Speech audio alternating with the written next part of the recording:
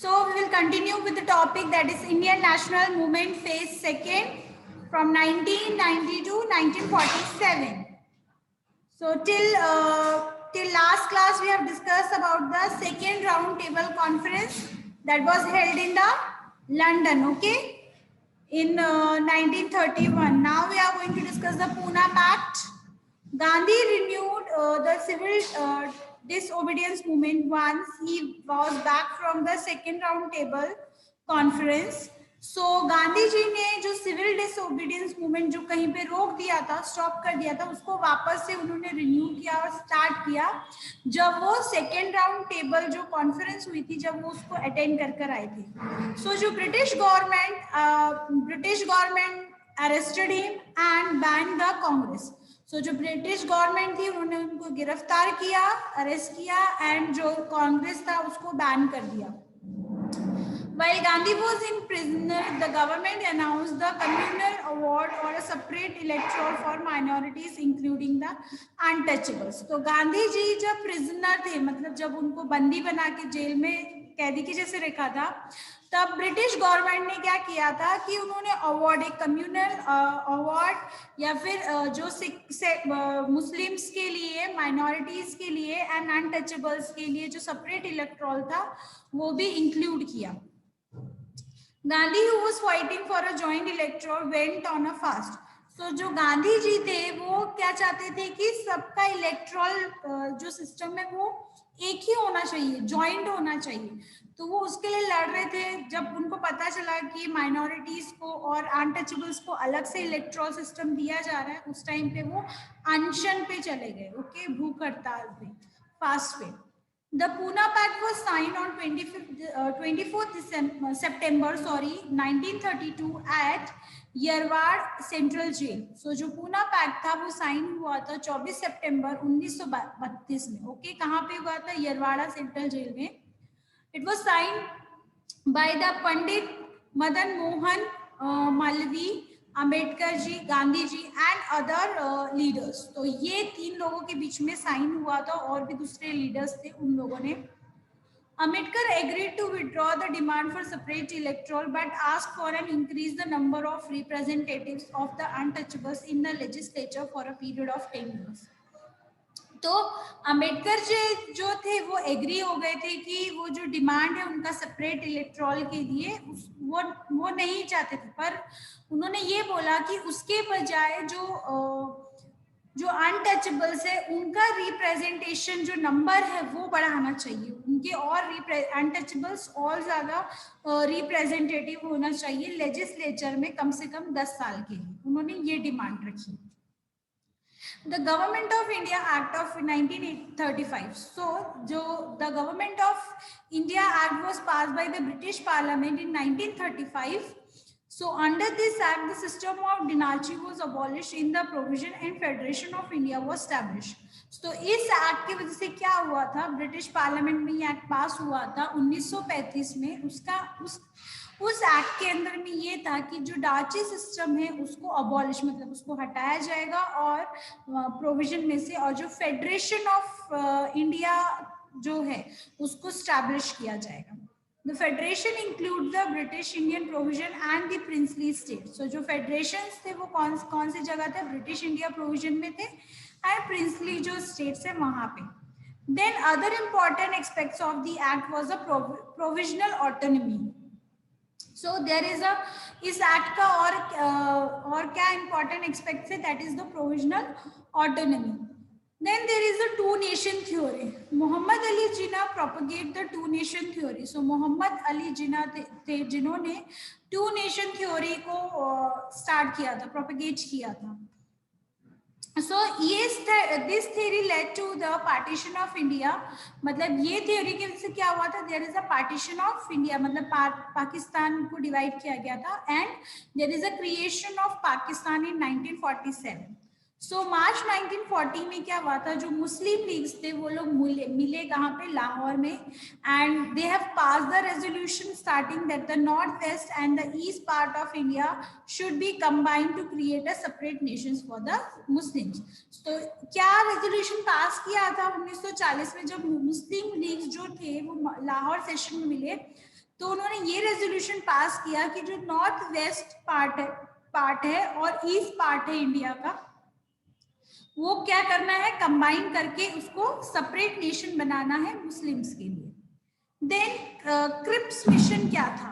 So that is the second world war जब हुआ, okay, 1939 में, सो 1942 में एक मिशन हेड किया गया था, that is sir Stafford Cripps के through was sent to India to seek the Indian support for the war.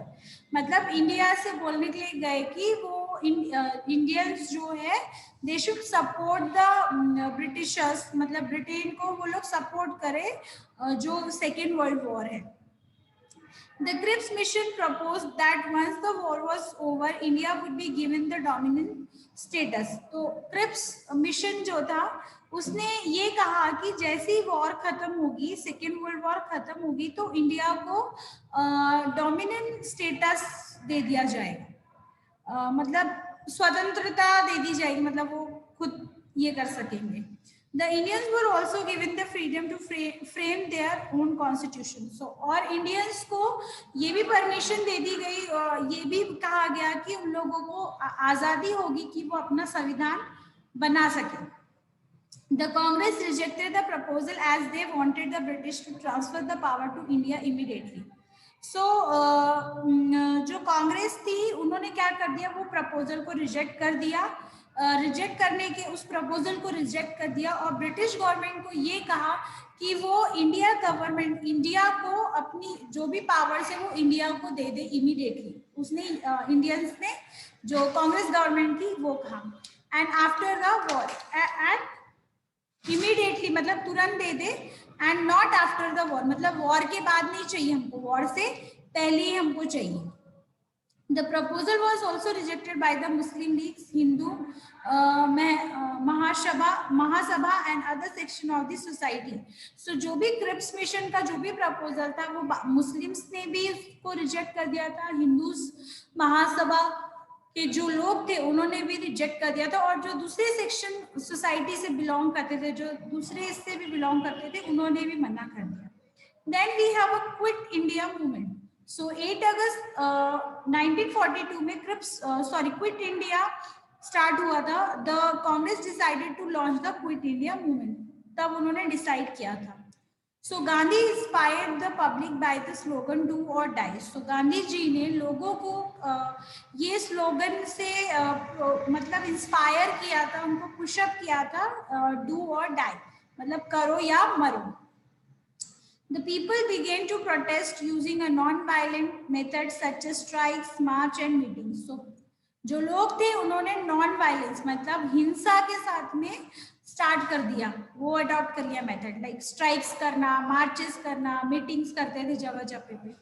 So the police arrested Gandhi ji, Maulana Abdul Kalam Azad and many other leaders. तो जो ब्रिटिशर्स थे उन्होंने किसको गिरफ्तार कर लिया? अगेन गांधी जी को किया, मौलाना अब्दुल कलाम जी को, मौलाना आजाद अब्दुल कलाम को किया, एंड जो अदर लीडर्स थे उनको भी अरेस्ट किया। Within a few days, almost all the Congress leaders were in a jail. So कुछ ही समय में, कुछ ही दिनों में क्या हुआ था, जो कांग्रेस की ज्यादा से ज्यादा लीडर्स को क्या कर दिया गया था? जेल में डाल दिया गया था। However, after a short while, the movement started fading away. The movement failed because it lacked a leadership and proper planning. So कैसे भी करके वो जो मूवमेंट स्टार्ट हुआ था, क्विट इंडिया मूवमेंट, वो फेल हो गया। इसलिए फेल हो गया कि प्रॉपर लीडरशिप, उसको प्रॉपर लीड नहीं किया गया और प्रॉपर प्लानिंग के साथ नहीं किया। जो लीडरशिप, जो लीडर था उस मूवमेंट का, वो अच्छा नहीं था और प्लानिंग भी नहीं थी। So it was also known as a अगस्त क्रांति। इसको अगस्त क्रांति के नाम से भी जाना जाता है। Then we have a Subhash Chandra Bose and the Indian National Army. So Subhash Chandra Bose had quit the Congress and form a party called the Forward Bloc. So Subhash Chandra Bose ने क्विट कर दिया था, कांग्रेस पार्टी को छोड़ दिया था और उन्होंने दूसरी पार्टी फॉर्म करी थी, that is the forward bloc. So जब सेकेंड वर्ल्ड वॉर शुरू था उस टाइम पे बोस जी को हाउस अरेस्ट कर लिया गया, मतलब the state of being kept as a prisoner in a one's own house, मतलब किसी के घर पे उनको कैदी बना के रख लिया गया था, जो भी था, तो उनको हाउस अरेस्ट किया गया, but he manage to escape to Japan, but उन्होंने किसी तरह से मैनेज करके वो जापान चले गए। So from Japan he went to Berlin, फिर वो बर्ली गए। उसके बाद में इंडियन नेशनल आर्मी को फॉर्म किया गया, फॉर्म्ड किया, was formed by Mohan Singh in 1942. When Bose arrived in Southeast Asia in 1943, he reformed or reconstructed. Again he reconstructed. तो जो इंडियन नेशनल आर्मी थी वो मोहन सिंह ने फॉर्म करी थी 1942 में, और बोस जी थे जब वो साउथ ईस्ट एशिया में पहुंचे थे 1943 में, तब ही उन्होंने क्या किया था, रिकंस्ट्रक्ट किया था इंडियन नेशनल आर्मी को, that is Azad Hind Fauj, and urge the Indian prisoner for a war, मतलब लोगों से कहा इंडियन प्रिजनर, जो Indian prisoner of war and civilians living in Burma and Malaysia to join the Indian National Army. जो Indian prisoner थे wars के, और जो भी बुर्मा और मलेशिया के जो भी सिविलियंस थे, उन लोगों को उन्होंने कहा कि आप आर्मी को ज्वाइन करो, ओके, जो इंडियन नेशनल आर्मी है उसको ज्वाइन करो। The Indian National Army fought under the Japan against the British and reached India. So जो Indian National Army थी उसने किसके अंडर में फॉट किया था, जापान के अंदर में रह के फॉट किया था, किसके अगेंस्ट, ब्रिटिशर्स के, एंड उसके बाद में वो लोग कहाँ पहुंचे, इंडिया पहुंचे। But its journey was a cut short when Japan lost in the Second World War. तो इसकी जो जर्नी रही पूरी वो थोड़ा कैसे कट शॉर्ट में रही, क्यों, क्योंकि जो जापान था वो सेकेंड वर्ल्ड वॉर में हार चुका था। सो जो इंडियन नेशनल आर्मी थी had to surrender the British government. इसकी वजह से क्या हुआ, उन लोगों को, इंडियन आर्मी को, इंडियन नेशनल आर्मी को ब्रिटिशर्स को सरेंडर करना पड़ा। Then we have a cabinet mission plan. Okay, then in 1946 में क्या हुआ, ब्रिटिश प्राइम मिनिस्टर थे Clement Attlee, sent 3 cabinet minister to discuss and plan the transfer of power. So उन्होंने क्या किया, जो ब्रिटिश प्राइम मिनिस्टर थे उन्होंने 3 कैबिनेट मिनिस्टर्स भेजे, कहाँ भेजे कि वो डिस्कस करें प्लान, मतलब डिस्कस करने के लिए कि और वो प्लान करने के लिए कि मतलब रिगार्डिंग जो ब्रिटिश गवर्नमेंट से इंडिया को जो पावर देने का है उससे related. Several discussion were held from 2 May to 12 May, मतलब बहुत सारे डिस्कशंस हुए, मेनी डिस्कशंस वर हेल्ड, मतलब 2 मई से लेके 12 मई तक चलता रहा। देन मिशन डिसाइडेड, जो मिशन भेजा था कैबिनेट मिशन, उसने डिसाइड किया कि to transfer the power and suggest the procedure to form an interim government, मतलब interim government, temporary government. So उन्होंने ये डिसाइड किया कि किस तरह से पावर ट्रांसफर करना है, और सजेस्ट किया क्या प्रोसीजर है, और and they have also tell them कि टेम्परेरी जो है गवर्नमेंट फॉर्म करने के लिए। तो प्रपोजल जो था वो रिजेक्ट कर दिया गया, दोनों ने, कांग्रेस ने भी, मुस्लिम लीग्स ने भी कर दिया गया, बहुत सारे रीजन की वजह से। देन मुस्लिम लीग्स ने क्या किया, Muslim League call for a direct action day. So Muslim had to demand the formation of new nation on 16th August 1946. So Muslim League ने डायरेक्ट एक्शन डे करके एक सेलिब्रेट किया और डिमांड किया कि दे वांट द एक new nation बनना चाहिए ऑन अगस्त 1946 में, डिमांड की उन्होंने। Then the Mountbatten plan, so February 1947 में क्या हुआ, Attlee announce in the British that the power would be transfer to Indian government. So 1947 में जो एटली थे उन्होंने अनाउंस किया, कहाँ पे, ब्रिटेन में, इन ब्रिटेन जो पावर है वो ट्रांसफर की जाएगी इंडियन गवर्नमेंट को। सो लॉर्ड माउंटबेटन जो थे, he became the viceroy of India, then वो जो वाइजरी बने। सो उन्होंने ही हेल्ड द डिस्कशन, बातचीत स्टार्ट करी, डिस्कशंस हुए, and set back a report starting staying that the partition was inevitable, मतलब अनअवॉइडेबल। तो उन्होंने ये रिपोर्ट रखी कि माउंटबेटन ने कि ये जो मतलब ये जो पार्टीशन है होना चाहिए, मतलब डिस्कशन करने के बाद में वो मतलब उसको अवॉइड नहीं किया जा सकता उस पार्टीशन को।